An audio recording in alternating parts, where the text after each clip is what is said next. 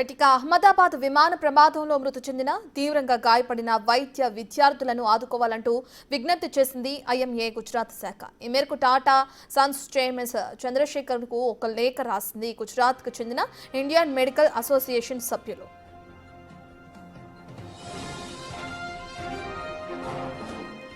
బీజే medical college hostel భవనంపై విమానం crash కావడంతో విద్యార్థులు డాక్టర్లు కలిసి 10 మంది మృతి చెందారు. దీంతో ఆయా కుటుంబాలకు కూడా ప్రయాణికులకు ఇచ్చినట్లుగానే నష్టపరిహారం ఇవ్వాలని కోరారు. ఈ ప్రమాదంలో మృతి చెందిన మెడికల్ విద్యార్థులు డాక్టర్లు దేశ హెల్త్ కేర్ రంగంలో కీలక పాత్ర పోషిస్తున్నారని లేఖలో పేర్కొన్నారు ఇండియన్ మెడికల్ అసోసియేషన్ అధికారులు. మరి ఇప్పుడు టాటా సంస్థ ఎలాంటి నిర్ణయం తీసుకుంటుంది అన్నది ఆసక్తికరంగా మారింది.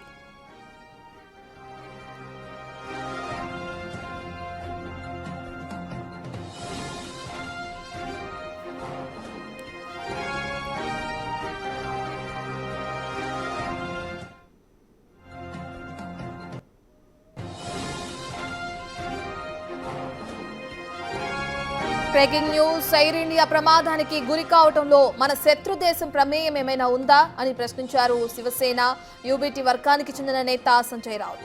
సైబర్ అటాక్ ద్వారా ఎయిర్ ఇండియా ఫ్లైట్ సిస్టమ్ మీద ఏదైనా దాడి చేసి ఉండొచ్చన్న అనుమానాలను వ్యక్తం చేశారు ఆయన.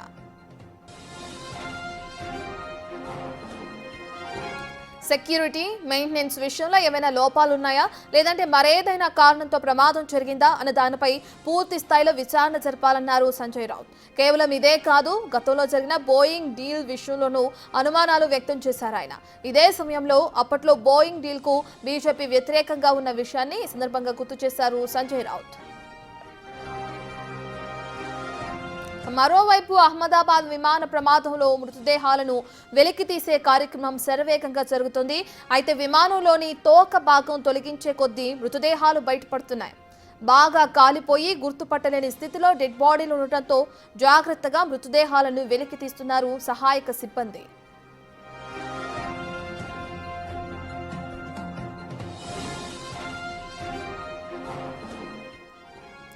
ఇక మొన్న జరిగిన ఎయిర్ ఇండియా క్రాష్ కి సంబంధించి ఇప్పటికే పలు అనుమానాలను వ్యక్తం చేస్తున్నారు అందరూ కూడా.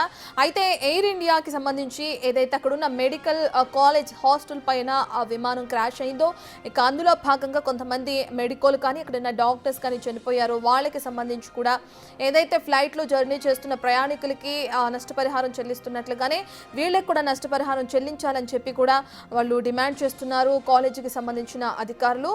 ఇక దీంతో పాటు ఏదైతే ప్రయాణికులని ఆదుకుంటున్న రీతిగానే ఇక్కడున్న చనిపోయిన వాళ్ళని కూడా గాయపడిన వారిని కూడా ఆదుకోవాలని చెప్పి ఇండియన్ మెడికల్ అసోసియేషన్ సభ్యులు అటు టాటా గ్రూప్ కి సంబంధించి ఒక లేఖ రాయడం చూస్తున్నాం. మరి ఈ లేఖకి సంబంధించి మరి వాళ్ళ టాటా గ్రూప్ ఏ విధంగా స్పందిస్తుంది అనేది ఇప్పుడు ఉత్కంఠగా మారింది. ఇక దీంతో పాటు ఎయిర్ ఇండియా ప్రమాదానికి గురి కావడం కానీ లేదంటే ఏదైతే క్రాష్ అయిందో దానికి సంబంధించి శత్రు దేశ ప్రమేయం ఏమైనా ఉందా, దానికి సంబంధించి ఏదైనా హైజాక్ అనేవి కూడా జరుగుతాయి. ఇట్లాంటివి మనం చూస్తూనే ఉన్నాం శత్రు దేశానికి సంబంధించి. ఇప్పుడు ఎయిర్ ఇండియా క్రాష్ అవ్వడానికి వాళ్ళ ప్రమేయం ఏమైనా ఉందా అని చెప్పి కూడా అనుమానం వ్యక్తం చేస్తుండడం కూడా మనం చూస్తున్నాం. సెక్యూరిటీకి సంబంధించి కానీ మెయింటెనెన్స్ విషయంలో ఏదైనా లోపాలు ఉన్నాయా లేదంటే నిజంగానే శత్రుదేశ ప్రమేయంతోనే ఈ విధంగా జరిగిందా అని చెప్పి సంజయ్ రౌత్ కూడా అనుమానం వ్యక్తం చేస్తున్నారు. ఇక ఆ కోణంలో కూడా దర్యాప్తు కొనసాగించాలని కూడా చెప్తున్నారు. ఇక ఇప్పటికే మృతుల సంఖ్య అనేది కూడా ఇంకా పెరుగుతుంది. మనం చూస్తున్నాం విజువల్స్ లో సెకండ్ బాక్స్ లో ఏదైతే విమానం వెనుక భాగం ఉందో ఆ భాగాన్ని తొలగిస్తున్నారు. ప్రస్తుతం అక్కడ ఉన్న సిబ్బంది భాగాన్ని తొలగిస్తున్న కొద్దీ మృతదేహాలు ఇంకా బయటకు వస్తున్నట్లు కూడా మనం చూస్తున్నాం. అక్కడున్న మెడికోలు అని చెప్పుకోవచ్చు, లేదంటే మెడికల్ కాలేజీకి సంబంధించిన అధికారులు కానీ హాస్టల్లో ఉన్న విద్యార్థులు అయినా ఉండవచ్చు ఆ మృతదేహాలు, లేదంటే ఆ ఫ్లైట్లో జర్నీ చేస్తున్న ప్రయాణికుల మృతదేహాలు కూడా కావచ్చని అనుమానం వ్యక్తం చేస్తున్నారు. ఇక భాగాన్ని తొలగిస్తున్న కొద్దీ మృతదేహాలు బయటపడుతున్నట్లు కూడా ప్రస్తుతానికైతే సమాచారం అందుతుంది. ఇక మృతుల సంఖ్య ఇప్పుడున్న దానికన్నా ఇంకా పెరిగే అవకాశం కూడా ఉంది. పూర్తిగా ఆ శిథిలాలను తొలగిస్తే దాని కింద ఇంకా ఎన్ని మృతదేహాలు ఉన్నాయి, ఎంతమంది ప్రాణాలు కోల్పోయారు, ఇంకా ఎంతమంది శవాలు అనేది బయటకు వస్తాయనే డీటెయిల్స్ కూడా మనకి తెలియాల్సి ఉంది. ఇక దీంతో పాటు అహ్మదాబాద్ విమాన ప్రమాదంలో మృతదేహాలు ఏవైతే ఉన్నాయో వాటిని వెలికి తీసి ఒక పక్కన డిఎన్ఏ పరీక్షలు కూడా కొనసాగిస్తున్నారు. దాంతోపాటు డిఎన్ఏ పరీక్షలు పూర్తయిన తర్వాత వారి కుటుంబ సభ్యులకి బంధువులకి ఆ మృతదేహాలని అప్పగిస్తున్న క్రమాన్ని కూడా మనం చూస్తున్నాం. ఇక గుజరాత్ మాజీ ముఖ్యమంత్రి ఎవరైతే రూపానీ ఉన్నారో విజయ్ రూపానీ తన మృతదేహానికి సంబంధించి డిఎన్ఏ పరీక్షలు కూడా కొనసాగుతున్నాయి. ఇంకా మృతదేహం లభ్యం కాలేదు, గుర్తించలేదని కూడా తెలుస్తుంది. ఇక మాజీ ముఖ్యమంత్రి మృతదేహం పరిస్థితి ఈ విధంగా ఉంటే అంటే మనం ఇందాక చెప్పుకున్నట్లుగానే ఆ ప్రోటోకాల్స్ అనేవి ఉంటాయి. మాజీ ముఖ్యమంత్రి అని అంటే ఒక అధికారి అని అంటే ఇక దాని ప్రకారం కూడా ఆయనకి సంబంధించి డిఎన్ఏ టెస్టులు అనేవి కొనసాగుతున్నాయి. ఆయన మృతదేహానికి కూడా ఇప్పటి వరకు కనుక్కోలేదు అని అంటే మృతుల సంఖ్య ఎంత ఎక్కువగా ఉందో అంటే ఏ విధంగా క్రాష్ అయ్యిందో గుర్తుపట్టలేనంతగా అక్కడ వాళ్ళందరూ చనిపోయారో కూడా మనకు తెలుస్తుంది. ఇక మృతుల సంఖ్య అయితే ప్రస్తుతానికి పెరిగే అవకాశం కనిపిస్తుంది. ఇక దీంతో పాటు ప్రస్తుతం సహాయక చర్యలతో పాటు ఏ విధంగా ఏరోప్లేన్ అంటే ఆ విమానం క్రాష్ ఏ విధంగా జరిగింది, ఎందుకు జరిగింది అనేది కూడా ఇప్పటికే కేంద్రం ఒక కమిటీని ఏర్పాటు చేసింది. డిసిప్లినరీ కమిటీ కూడా దీనికి సంబంధించి విచారణ అనేది కొనసాగిస్తుంది. ఎందుకు జరిగింది, ఇక భవిష్యత్తులో కూడా ఇటువంటి ఘటనలు జరగకుండా ఇప్పుడు జరిగిన ప్రమాదానికి సంబంధించి కారణాలు ఏంటని తెలుసుకోవడంతో పాటు భవిష్యత్తులో ఇటువంటి ఘటనలు జరగకుండా పునరావృతం కాకుండా ఎటువంటి చర్యలు తీసుకోవాలని చెప్పి కూడా ఈ డిసిప్లినరీ కమిటీ అధ్యయనం చేసే అవకాశం కనిపిస్తుంది. దర్యాప్తు అనేది కొనసాగుతుంది ఒక పక్కన. అయితే దీనికి సంబంధించి డీటెయిల్స్ అందించడానికి అక్కడ అహ్మదాబాద్ నుంచి ఎక్స్క్లూజివ్గా డీటెయిల్స్ అందించడానికి అసోసియేట్ ఎడిటర్ రోహిత్ అందుబాటులో ఉన్నారు. రైట్ రోహిత్, మనం చూస్తున్నాం ఏదైతే విమానం క్రాష్ అయిందో దానికి సంబంధించి కేవలం ఇదేంటే మెయింటెనెన్స్ లోపమా లేదంటే అక్కడ ఉన్న సెక్యూరిటీ సిబ్బంది లోపమా అనేది తెలియదు. దీంతో పాటు శత్రు దేశం ప్రమేయం ఉందా అనే అనుమానాలు కూడా వ్యక్తమవుతున్నాయి. శివసేన నేత కూడా సంజయ్ రావుత్ దీనికి సంబంధించి అనుమానం వ్యక్తం చేయడం కూడా మనం చూస్తున్నాం. ఎలా చూడొచ్చు అంటారు రోహిత్? రత్న, నిజానికి తొలి రోజు నుంచి కూడా కొన్ని అనుమానాలు ఉన్నాయి. మొన్న కూడా మనం చెప్పాం. ఎందుకంటే అమెరికా మాజీ CIA ప్రతినిధి ఒకరు చెప్పారు, భారతదేశంలో భారత భూభాగం పైన అల్-ఖైదా ఒక దాడికి ప్లాన్ చేసిందని ఒక ట్వీట్ చేశారు. సో దాని చుట్టూ కొన్ని అనుమానాలు వ్యక్తమవుతున్నాయి. కాబట్టి ఇప్పుడు శివసేన నేత బహుశా ఈ వ్యాఖ్యలు చేసి ఉండొచ్చు. సో దీని వెనక ఏదైనా కుట్రకోణం ఉందా అనేది. కానీ ఇంతవరకు అవన్నీ అనుమానాలే, అవేమీ బయటికి రాలేదు. CIA ప్రతినిధిగా ఉన్న ఆమె ఆ స్థాయిలో చేస్తారు. భారత భూభాగం పైన ఒక పెద్ద దాడి జరగబోతోంది, దానికి సౌత్లో ప్లాన్ చేశారు అనే ట్వీట్ ఆమె చేశారు. కాబట్టి ఆ ట్వీట్ 9వ తారీఖున చేశారు. ఈ నెల 9వ తారీఖున 12వ తారీఖున ఈ ప్రమాదం జరిగింది. అందుకే కొన్ని అనుమానాలు వ్యక్తం చేస్తున్నారు. ఇప్పుడు వాళ్ళు ఏదైనా హ్యాక్ చేసి మన సాఫ్ట్వేర్ సిస్టమ్ని హ్యాక్ చేసి ఇలాంటి దాడికి ఏదైనా పాల్పడ్డారని. సో అది ఇన్వెస్టిగేషన్లో తేలే అవకాశం ఉంది. దాని చుట్టూ అనుమానాలు వ్యక్తమవుతున్నాయి పహల్గామ్ దాడి తర్వాత ఇవన్నీ కూడా.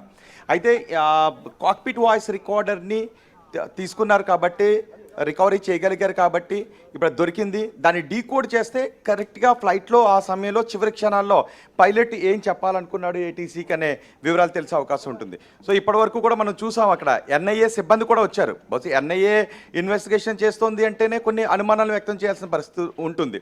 అంటే ఏ కోణాన్ని తీసి పారేయలేం, కుట్ర కోణం ఉందా, సాంకేతిక లోపం ఉందా, మానవ తప్పిదం ఉందా, ఇవన్నీ కూడా పూర్తిగా విశ్లేషించి ఎంక్వైరీ చేసిన తర్వాత ఒక రిపోర్ట్ ఇస్తారు. కాబట్టి అన్ని టీంలు కూడా రంగంలోకి దిగుతాయి.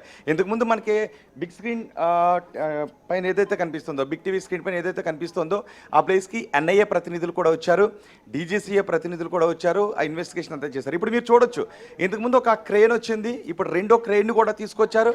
ఆ టెయిల్ పార్ట్ చివరి భాగంలో ఆ క్రేన్ హుక్స్ని హ్యాంగ్ చేశారు, వాటిని తగిలించారు. బహుశా ఇప్పుడు క్రేన్ ఆపరేట్ చేసి ఆ భాగాన్ని పైకి లేపే అవకాశం ఉంటుంది, అటువైపుకి ఆ భాగాన్ని పైకి లేపే అవకాశం ఉంటుంది. ఇంతకుముందు ఒక బాడీని కూడా ఇక్కడ ట్రేస్ చేశారు. బహుశా ఒక బాడీని ట్రేస్ చేశారా, 2 బాడీలు దొరికాయి అనేది తెలియాల్సి ఉంది. ఎందుకంటే 2 వైట్ క్లాత్లు తీసుకొచ్చారు, వాటిలో ఒక మూట కింద కట్టి ఆ తర్వాత దాన్ని తీసుకుని వెళ్ళారు. అంటే ఇంకా అక్కడ బాడీస్ ఉన్నాయనే విషయం తేలుతుంది. ఈ కొద్దిసేపటి క్రితం వరకు ఇక్కడే ఉన్నారు నిజానికి గీతాబెన్ అని, ఆమె ఈ బిల్డింగ్ ఓనర్. ఆమెకి తెలుగు కూడా వస్తుంది, సరిగ్గా సమయంలో ఏం జరిగిందని. చాలా విమానాలు ఒక్కొక్కసారి ఇక్కడ చాలా కింద నుంచే వెళ్తుంటుంటాయని. నిజానికి ఇక్కడ అహ్మదాబాద్ రన్వే గురించి, ఇక్కడున్న పరిసరాల గురించి కూడా కొన్ని అసంతృప్తులు ఉన్నాయి. మనకి బేగంపేటలో అప్పట్లో విమానాశ్రయం ఎలా ఉండేదో, నివాస ప్రాంతాలన్నీ కూడా రన్వే చివరిని ఎలాగైతే ఉండేవో, ఇక్కడ కూడా అహ్మదాబాద్ ఎయిర్పోర్ట్ అలాగే ఉంటుంది. అహ్మదాబాద్ ఎయిర్పోర్ట్ రన్వే చివరి నుంచి కూడా ఈ నివాస ప్రాంతాలు ఉంటూనే ఉంటాయి. సో ఆ రోజు ప్రమాదం జరిగినప్పుడు వీళ్ళు మధ్యాహ్నం తిన్న తర్వాత సరదాగా అలా మధ్యాహ్నం పడుకున్నారంట. పడుకున్న తర్వాత ఒక్కసారిగా విమానం రోజు చాలా కింద నుంచి వెళ్తాయి. ఎప్పుడో మన మీద పడిపోతుందా ఏంటి విమానం అని అనుకుంటూ ఉంటాము. కానీ ఆ రోజు ఇంకా కింద నుంచి వెళ్ళిన వెంటనే ఒక పెద్ద శబ్దం వచ్చింది, మా బిల్డింగ్ ఊగినట్టుగా అనిపించింది అని మాట్లాడారు. ఇప్పుడే మనతో మాట్లాడారు. ఒకసారి ఆమె బయట కూడా మనం తీసుకునే ప్రయత్నం చేద్దాం. సో ఇక్కడ మాత్రం మరికొద్దిసేపట్లో ఇప్పుడు బిగ్ టీవీ స్క్రీన్ పైన కనిపిస్తుంది 2 క్రేన్స్ని తీసుకొచ్చి, భారీ క్రేన్స్ని తీసుకొచ్చి వాటిని హుక్ చేసి ఉంచారు. బహుశా ఒక గంట లోపులోనే దాన్ని పైకి లేపే అవకాశం ఉంటుంది. అక్కడ వర్కర్స్ కూడా మనకి కనిపిస్తున్నారు. సో ఆ టైల్ పార్ట్ని పైకి లేపిన తర్వాత అందులో ఇంకేమన్నా బాడీస్ కనిపించే అవకాశం ఉంటుందా? ఆ బిల్డింగ్లో ఆ సమయంలో మెడికల్ సిబ్బందితో పాటు కొంతమంది వర్కర్స్ కూడా ఉన్నారు, వాళ్ళ చుట్టాలు కూడా అక్కడ ఉన్నారు. కాబట్టి వాళ్ళ జాడ ఇంకా తెలియట్లేదు, వాళ్ళ ఆచూకీ తెలియట్లేదు. అటు హాస్పిటల్ దగ్గర వాళ్ళ బాడీస్ లేవు, ఇటు వీళ్ళ జాడ ఎక్కడెక్కడ కూడా బతికి ఉన్నట్టు తెలియడం లేదు. సో ఏమైపోయారు, వాటి కింద ఏమన్నా వారి అవశేషాలు ఏమైనా ఉండే అవకాశం ఉంటుందనే అనుమానాలు కూడా వ్యక్తమవుతున్నాయి. ఈ ఆపరేషన్ ఇప్పుడు డెబ్రిస్ని తొలగించే ఆపరేషన్ స్టార్ట్ అయింది. మరికొద్దిసేపట్లో బహుశా ఈ టైల్ పార్ట్ని పైకి లేపే అవకాశం అయితే కనిపిస్తుంది. సో ఇప్పుడు అన్ని యాంగిల్స్లోనూ ఈ సాంకేతిక లోపానికి కారణం ఏంటి, ఎటువంటి సాంకేతిక లోపం కారణంగా ఈ విమాన ప్రమాదం జరిగింది, దీని వెనుక కుట్ర కోణం ఏమైనా ఉందా, ఈ బోయింగ్ విమానాలు అస్సలు ఎంతవరకు సురక్షితం, ఈ అన్ని యాంగిల్స్లోనూ కూడా ప్రస్తుతం ఇన్వెస్టిగేషన్ జరుగుతుంది. ఆ కమిటీ రిపోర్ట్ వచ్చిన తర్వాత బ్లాక్ బాక్స్ని డీకోడ్ చేసిన తర్వాత వాస్తవ కారణాలు తెలిసే అవకాశం ఉంటాయి. రోహిత్, దీంతో పాటు ఎవరైతే మెడికోలు మృతి చెందారో లేదంటే గాయపడి ప్రస్తుతం హాస్పిటల్లో చికిత్స పొందుతున్నారో వాళ్ళకి సంబంధించి కూడా నష్టపరిహారం చనిపోయిన ప్రయాణికులకు ఏ విధంగా అయితే ఇస్తున్నారు నష్టపరిహారం అదే విధంగా ఇవ్వాలని చెప్పి టాటా సన్స్ చైర్మన్ చంద్రశేఖరన్కి ఒక లేఖ కూడా రాయడం చూస్తున్నాం మనం. ఇండియన్ మెడికల్ అసోసియేషన్ సభ్యులు మరి ఏ విధంగా స్పందించే అవకాశం ఉంటుంది అనుకోవచ్చు అంటారు? ఎగ్జాక్ట్లీ, ఈ ప్రయాణికులందరికీ కూడా ₹1 కోటి నష్టపరిహారాన్ని ప్రకటించారు. ఇప్పుడు వైద్య సిబ్బంది ఈ ఎయిర్ ఇండియా విమానం క్రాష్ కావటం కారణంగా మరణించినటువంటి ఇతరులు వాళ్ళకి ప్రకటించే నష్టపరిహారం ఏంటి, దానికి ఎయిర్ ఇండియా నష్టపరిహారాన్ని ప్రకటిస్తుందా, ప్రభుత్వం మాత్రమే నష్టపరిహారాన్ని ప్రకటిస్తుందా, ఏంటి అనేది ఇప్పుడు సందిగ్ధంలో ఉంది. అందుకే ఇప్పుడు డాక్టర్స్ అసోసియేషన్ అంటూ ఉంది, ఈ డాక్టర్స్ కూడా ఎవరైతే ఈ ఫ్లైట్ క్రాష్ కారణంగా చనిపోయారో వాళ్ళకు కూడా ప్రయాణికులకు ప్రకటించిన విధంగానే ఎక్స్గ్రేషియాని ప్రకటించండి, అంతకంటే ఎక్కువే ప్రకటించాల్సిన అవసరం ఉంది. ఎందుకంటే ఎంతో కష్టపడి చదివి ఇక్కడ వరకు రాగలిగారు భావి డాక్టర్లు, ఎంతో భవిష్యత్తు ఉన్నవాళ్ళు, వాళ్ళ కుటుంబాలపై ఆధారపడిన వాళ్ళందరూ కూడా ఇప్పుడు అయోమయంలో పడిపోయారు అని చెప్తూ ఉన్నారు. అందుకే ఈ ఫ్లైట్ క్రాష్ కారణంగా చనిపోయిన మెడికల్ సిబ్బంది కూడా అంతే పరిహారం అందించండి అని అడుగుతున్నారు. సో ఇప్పుడు ఇంకొన్ని డిమాండ్స్ కూడా వచ్చే అవకాశం ఉంటుంది. ఫ్లైట్ క్రాష్ కారణంగానే చనిపోయారు కాబట్టి ఈ ప్రయాణికులకి ఎలాంటి పరిహారం అందించారో అలాంటి పరిహారం మెడికల్ సిబ్బందికి అందించండి అని అడుగుతున్నారు. సో సామాన్యులు కూడా రేపటి నుంచి అలాంటి పరిహారమే అందించండి అని పొలిటికల్ టర్న్ కూడా తీసుకునే అవకాశం ఉంటుంది. మిగిలిన వాళ్ళు కూడా రాజకీయపరమైన ఒత్తిడి కూడా తీసుకొచ్చే అవకాశం ఉంటుంది. సామాజిక కార్యకర్తలు కూడా ఆ రకమైన ఒత్తిడి తీసుకొచ్చే అవకాశం ఉంటుంది. సాధారణ ప్రజలు కూడా ఎవరైతే చనిపోయారో చిన్న కిడ్స్ దగ్గర నుంచి వాళ్ళందరూ కూడా ఎయిర్ ఇండియా ఈ రకమైన పరిహారాన్ని అందించండి అని. సో ఎయిర్ ఇండియా మాత్రం ఇప్పటివరకు ప్రయాణికులకు చెల్లించే నష్టపరిహారం గురించి చెప్పింది తప్ప మిగిలిన వాళ్ళకి చెల్లించే నష్టపరిహారం గురించి మాట్లాడలేదు. ప్రధాని మోదీ మాత్రం ఖచ్చితంగా ఎవరైతే ఈ ప్రమాదం బారిన పడ్డారో వాళ్ళందరినీ కూడా ప్రభుత్వం ఆదుకుంటుంది, అండగా ఉంటుంది. మీరు ఈ సమయంలో మిమ్మల్ని ఓదార్చలేను కానీ మీరు ఆందోళన పడద్దు, భరోసా ఇస్తున్నామని మోదీ కూడా అన్నారు. కాబట్టి వాళ్ళకి ఎక్స్గ్రేషియా విషయంలో అటు ఎయిర్ ఇండియా కూడా ఎటువంటి నిర్ణయం తీసుకుంటుంది అనేది మనం వేచి చూడాలి. ఇంతకుముందు ఎయిర్ ఇండియా ప్రతినిధులు కూడా అక్కడికి వచ్చారు, అక్కడ పరిశీలించి వెళ్ళారు. సో ఎక్స్గ్రేషియా విషయంలో ఎటువంటి నిర్ణయం తీసుకుంటుందో చూడాలి. రత్న, రోహిత్, దీంతో పాటు మెడికల్ కాలేజ్ అధికారులు కూడా కొంత విచారం వ్యక్తం చేయడం కూడా మనం చూస్తున్నాం. ఎందుకంటే దేశ వైద్య రంగంలో కీలకంగా వ్యవహరించే కొంతమంది వైద్యులు కూడా చనిపోయారు మెడికల్తో పాటు అని కూడా వాళ్ళు తెలియజేస్తున్నారు. మీరు వాళ్ళతో మాట్లాడే ప్రయత్నం ఏమైనా చేశారు? అంటే మెడికల్ కాలేజీకి సంబంధించిన సిబ్బంది కానీ అధికారులు కానీ లేదంటే అక్కడున్న స్టూడెంట్స్ కానీ వాళ్ళతో ఏమైనా మాట్లాడే ప్రయత్నం చేశారా?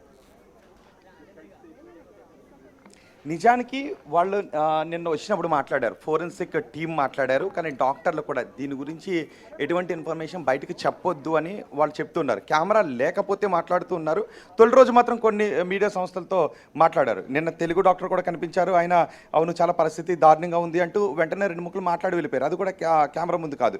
సో ఇప్పుడు మనం ఆయనతో కూడా మనం మాట్లాడించే ప్రయత్నం చేస్తున్నాం. సో దీని గురించి ఎవరు కూడా ఒకవేళ ఏదైనా విమర్శలు చేస్తే మళ్ళీ దాని ఫలితం ఎలా ఉంటుందని అనుకుంటూ ఉన్నారు. అందుకే కొంచెం ఆచితూచి మాట్లాడుతున్నారు. అందుకే డెత్ టోల్ గురించి కూడా హాస్పిటల్ వర్గాలు ఖచ్చితమైన సమాచారాన్ని అందించడం లేదు. కానీ వాళ్ళందరూ కూడా ఒక భయాన్ని, అంటే మనతో కొంతమంది మాట్లాడిన వాళ్ళు ఉన్నారు. నేను నిన్న ఇక్కడికి వచ్చి ఆ భోజనం చేశాను. ఆ టైంలో రోజు కూడా వస్తూ ఉంటుంటాను. కానీ ప్రమాదం జరిగిన రోజు మాత్రం నేను ఆ సమయానికి అక్కడ లేను కాబట్టి నేను ఇప్పుడు బతికున్నాను అని వాళ్ళు భయాందోళన వ్యక్తం చేస్తున్నారు. తమ ఫ్రెండ్స్ని కోల్పోయాం, వాళ్ళ ఆచూకీ కూడా ఎలా ఉందో ఇంకా తెలియని పరిస్థితుల్లో ఉందని చెప్తున్నారు. ఎవరైతే ఇప్పటివరకు ఎవరిని కూడా చూపించట్లేదు. డిఎన్ఏ శాంపిల్స్ ఇవ్వాలి, అక్కడికి వచ్చి గుర్తుపట్టడానికి అవకాశం ఉన్న ఒక 8 దేహాలను మాత్రం ఇచ్చేశారు. మిగిలిన వాళ్ళు ఎవరు ఏంటని గుర్తుపట్టడానికి అవకాశం లేదు. వాళ్ళు డాక్టర్లు కానివ్వండి, ఇంకెవరైనా కానివ్వండి. సో ఇప్పుడు వాళ్ళకి డిఎన్ఏ పరీక్షలు చేసిన తర్వాత మాత్రమే వాళ్ళని అప్పగించే అవకాశం ఉంటుంది. అలా కాకుండా ఇక్కడ డాక్టర్స్ ఉంటే వాళ్ళ బంధువులు, వాళ్ళ డీటెయిల్స్, మేము వీళ్ళ సంబంధీకులం, వీళ్ళు మిస్ అయ్యారు ఇందులో అని డీటెయిల్స్ ఇస్తే అప్పుడు ఏదైనా గుర్తుపట్టడానికి ఉన్న దేహం ఏదైనా ఉంటే అక్కడికి తీసుకువెళ్ళి వాళ్ళకి చూపిస్తున్నారు తప్ప మిగిలిన వాళ్ళకి చూపించట్లేదు, ఈవెన్ వాళ్ళు డాక్టర్లు అయినప్పటికీ కూడా. సో అందుకే డాక్టర్లు కూడా మనం ఒక డాక్టర్ ఆవేదన చెందుతున్న దృశ్యాలను కూడా మనం సోషల్ మీడియాలో చూస్తాను. నన్ను లోపలికి వెళ్ళినామంటే నా విలువైన డాక్యుమెంట్స్ అక్కడ ఉన్నాయి, మా కిడ్ వైఫ్ కూడా వెళ్ళిపోయారు, ఇది మేము ఖాళీ చేసి వెళ్ళిపోయారు, ఇప్పుడు నా డాక్యుమెంట్స్ అక్కడ ఉన్నాయి, నన్ను పంపించండి అని కూడా ఆయన అడుగుతున్నారు. వాళ్ళ సంబంధించినవి కూడా లోపల ఉన్నాయి, నన్ను లోపలికి పంపించండి అని. సో డాక్టర్స్ని కూడా అక్కడ లోపలికి పంపించట్లేదు. ఇప్పుడు వాళ్ళందరూ కూడా అయోమయంలో ఉన్నారు. ఇంకొక డాక్టర్ కూడా చెప్పారు, ఆ రోజు వాళ్ళ భోజనాన్ని కూర్చున్నప్పుడు ఒకసారిగా శబ్దంతో పడిపోయి చుట్టూ చూస్తే శిథిలమైపోయింది, ఒకసారిగా బ్లాస్ట్ అయిపోయింది, కింద నుంచి పైనుంచి కూడా ఒక కేకలు వినిపిస్తున్నాయి, ఎటు పరిగెట్టాలో ఆయనకి తెలియట్లేదు, ఏం జరిగిందో అసలు ఇది ఏ రకమైన దాడో తెలియదు, కిందకి పరిగెడితే బతుకుతానా ఇక్కడే ఉంటే బతుకుతానా తెలియని అయోమయంలో ఒక 2 నిమిషాల పాటు షాక్లో ఉండిపోయాను అని ఆ డాక్టర్ అంటూ ఉన్నారు. సో ఇలాంటి షాకింగ్ ఎక్స్పీరియన్స్ వాళ్ళకి చాలా ఉంది. ఇప్పుడు వాళ్ళు అవి గుర్తు చేసుకునే భయాందోళన వ్యక్తం చేస్తున్నారు. బహుశా క్రేన్ ఆపరేట్ చేసే అవకాశం ఉంది, దాన్ని తొలగించే అవకాశం ఉంది. ఈ డాక్టర్ల వరకు చూస్తే మాత్రం వాళ్ళందరిలోనూ భావోద్వేగం. రోజు తమతో మాట్లాడే స్నేహితుల్ని కోల్పోయి, వాళ్ళని కోల్పోయి, కొంతమంది డాక్టర్లతో వాళ్ళ కుటుంబ సభ్యులు తీసుకొచ్చారు, వాళ్ళ కుటుంబ సభ్యులు కూడా అందులో కోల్పోయిన వాళ్ళు ఉన్నారు. ఎవరిని కదిలించినా కూడా ఇలాంటి హృదయ విదారక మాటలు వినిపిస్తూ ఉన్నాయి. Ratna. Right, thank you Rohit.